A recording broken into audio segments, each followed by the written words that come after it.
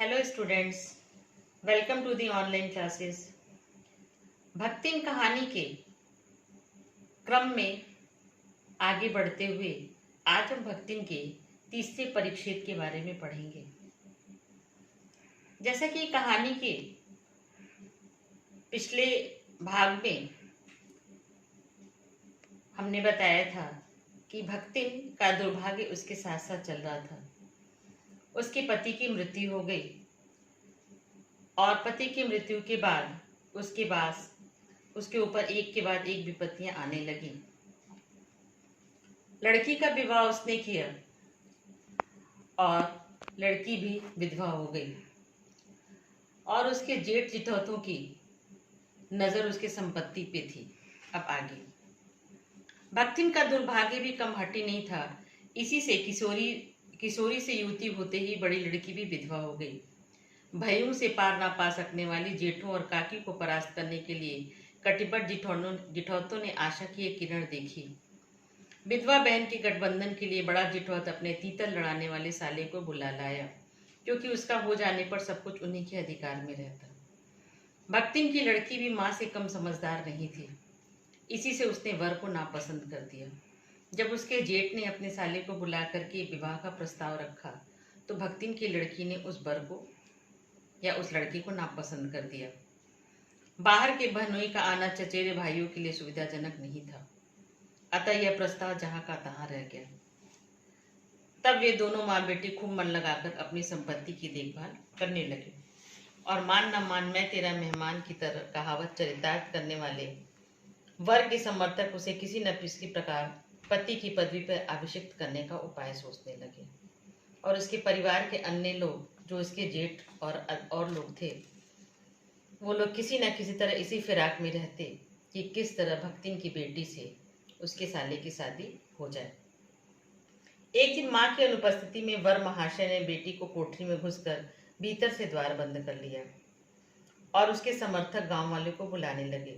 युवती ने जब इस डकैत वर की मरम्मत कर कुंडी खोली तब पंच बेचारे समस्या में पड़ गए। लड़की को अपनी सुरक्षा करना स्वयं आता था, इसलिए उसने उस लड़की की खूब पिटाई की। लेकिन पंच के सामने अब एक समस्या खड़ी थी, क्योंकि किवाड़ भीतर से बंद था। तीतरबाज युवक कहता था वह निमंत्रण पाकर भीतर गया और युवती उसके मुख पर अपने 5 उंगलियों के उभार में इस निमंत्रण के अक्षर पढ़ने का अनुरोध करती। किसी न किसी तरह भक्तिन की लड़की से विवाह करने के लिए ये सारी एक चाल थी। इस बात को सब लोग बखूबी समझ रहे थे, लेकिन पंच के आगे उनकी एक ना चली। अंत में दूध का दूध पानी का पानी करने के लिए पंचायत बैठी और सबने सिर हिलाकर इस समस्या का मूल कारण कलयुग को स्वीकार किया, अर्थात भक्तिन की लड़की को ना चाहते हुए भी इस वर महाशय को स्वीकार करना पड़ा। अपीलहीन फैसला हुआ, अर्थात एक पक्षी फैसला हुआ। चाहे उन दोनों में एक सच्चा हो चाहे दोनों झूठे, पर जब वे एक कोठरी से निकले तब उनका पति पत्नी के रूप में रहना ही कलयुग के दोष का परिमार्जन हो चुका था, अर्थात उन्हें पति पत्नी के रूप में एक दूसरे को स्वीकार करना ही मजबूरी बन गई थी। अपमानित बालिका ने होठ काटकर लहू निकाल लिया और माँ ने आग्नेय नेत्रों से गले पड़े दामाद को देखा और किसी तरह समाज में रहने के लिए बेटी ने उस रिश्ते को स्वीकार किया। लेकिन वो अंदर से बहुत नाराज थी और माँ ने भी जबरदस्ती गले पड़े दामाद को देखा, लेकिन वो लोग कुछ कर नहीं सकते थे। संबंध को सुखकर नहीं हुआ, क्योंकि दामाद अब निश्चित होकर तीतर लड़ाता और बेटी विवश क्रोध से जलती रहती। इतने यत्न से, इतने परिश्रम से संभाले हुए खेती बाड़ी, ढोल, पशु सब धीरे धीरे खत्म होने लगे। लगान भी अदा करना भारी हो गया, अर्थात जो खेतों की लगान थी वो भी भारी हो गया और सुख से रहने के कौन कहे। अंत में एक बार ना लगान पहुंचाने पर जमींदार ने भक्तिन को दिन भर धूप में खड़ा रखा। यह अपमान तो उसकी कर्मठता का सबसे बड़ा कलंक बन गया और भक्तिन जितनी कर्मठ थी, जितनी मुश्किल से उसने अपने संपत्ति को इकट्ठा किया था, उसके लिए बहुत अपमानजनक बात थी कि कोई उसके कार्य को या लगान न देने के कारण उसको इतनी बड़ी सजा दे। दूसरे दिन भक्तिन कमाई के विचार से गांव छोड़ करके शहर आ गई। घुटी हुई चांद को मोटी मैली धोती से ढाके और मानो सब प्रकार के आहट सुनने के लिए कान कपड़े से बाहर निकाले भक्तिन जब मेरे यहाँ सेवक धर्म में दीक्षित हुई, तब उसके जीवन के चौथे और संभवतः अंतिम परिच्छेद का जो अर्थ हुआ उसकी इति अवधि हुई है। और इस प्रकार भक्तिन शहर नौकरी खोजते हुए जब लेखिका के पास पहुंची तो उसने अपने घुटे हुए सिर को, अर्थात जो उसके सिर पे केस उसने निकलवा दिए थे, उसको अपने साड़ी के पल्लू से ढके हुए और कान को बाहर निकाले हुए जैसे सुनने के लिए उत्सुक हो और लेखिका के पास पहुंची और सेवक धर्म अर्थात उनके वहाँ कार्य करने के लिए, उनकी सेवा करने के लिए उसने अपना प्रस्ताव रखा। ये भक्ति के जीवन का अंतिम भाग था। भक्तिन की वेशभूषा और गृहस्थी और वैराग्य का सम्मिश्रण देखकर मैंने शंका से प्रश्न किया, क्या तुम खाना बनाना जानती हो? क्योंकि उसको देखने से ऐसा लगता था कि वो सन्यासिनी है। उसने अपना सिर घुटा लिया था और ये कंठी माला पहनी थी। तो लेखिका के मन में ये सवाल उठा कि क्या ये खाना बनाती है या नहीं। उत्तर में उसने ऊपर के होंठ को सिकोड़े और नीचे के अदर को कुछ बड़ा कर आश्वासन की मुद्रा के साथ कहा, ये कौन बड़ी बात, रोटी बनाए जानत है, दाल रांध लाई है, साग भाजी छोड़ रही है और बाकी का। उसने अपनी स्थानीय भाषा का प्रयोग करते हुए रोटी सब्जी और जो भी सारी चीज़ें भोजन से संबंधित है वो सारी चीज़ों को स्वीकार कर दी। दूसरे दिन तड़के ही सिर पर कई लोटे आधार उसने मेरी धुली धोती जल की चीटों से पवित्र कर पहनी और पूर्व के अंधकार की ओर दीवार टूटते हुए सूर्य और पीपल को 2 लोटे जल से अभिनंदन किया। और इस प्रकार लेखिका के घर में भक्ति की अब नित्य क्रिया शुरू हुई। लेखिका ने देखा कि वह सुबह ही उठ करके नहा करके सूर्य को जल दे करके और पीपल के पेड़ में जल डाल करके उसने ईश्वर को नमस्कार किया।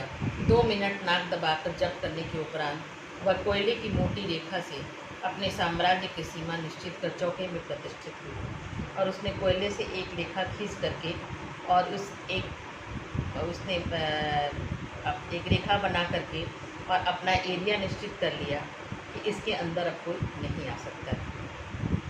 तब मैंने समझ लिया कि इस सेवक का साथ टेढ़ी खीर है, अर्थात ही इतनी आसान जीव नहीं है। अपने भोजन के संबंध में नितांत वीतराग होने पर भी मैं पाक विद्या के लिए परिवार से प्रख्यात हूँ।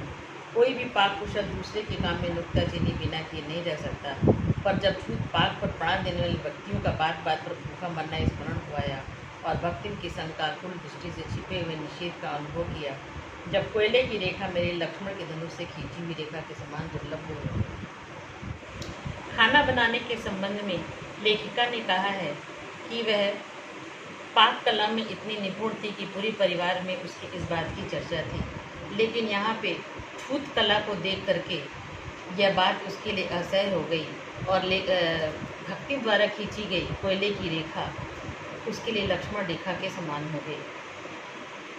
वह बिना किसी उपाय के अपने कमरे में बिछौने में पड़कर नाक के ऊपर खुली हुई पुस्तक स्थापित करके चौके में पीढ़े पर आसीन अनाधिकार को भूलने का प्रयास करने लगे। और जब वो लेटी तो पुस्तक उसके सामने था, लेकिन उसके दिमाग में बस यही बात चल रही थी कि जिस तरह भक्ति ने रेखा खींची थी उस तरह उसे लगा कि वो धीरे धीरे चौके से उसका लेखिका को ऐसा लगा कि धीरे धीरे जैसा उस चौके से उनका अधिकार समाप्त होते जा रहा है।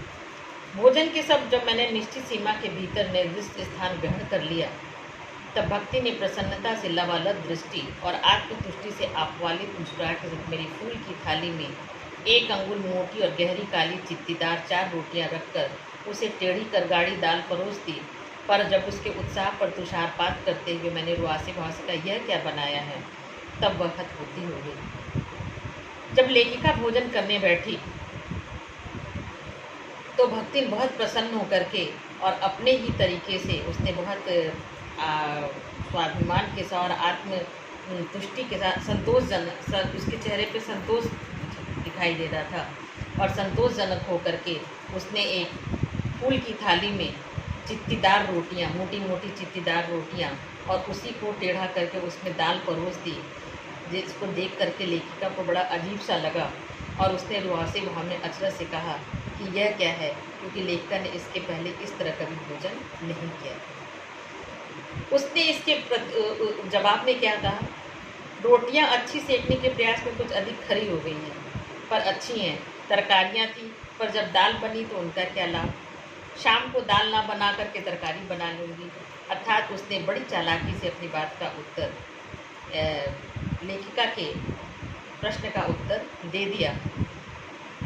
दूध घी मुझे अच्छा नहीं लगता, नहीं तो सब ठीक हो जाता। अब ना हो तो अमचूर और लाल मिर्च की चटनी पीस ली जाए। उससे भी काम ना चले तो वह गांव से लाई हुई गठरी में से थोड़ा सा गुड़ दे देगी। और शहर के लोग क्या कला बत्तू खाते हैं, फिर वह कुछ अनाड़े या फूहड़ नहीं।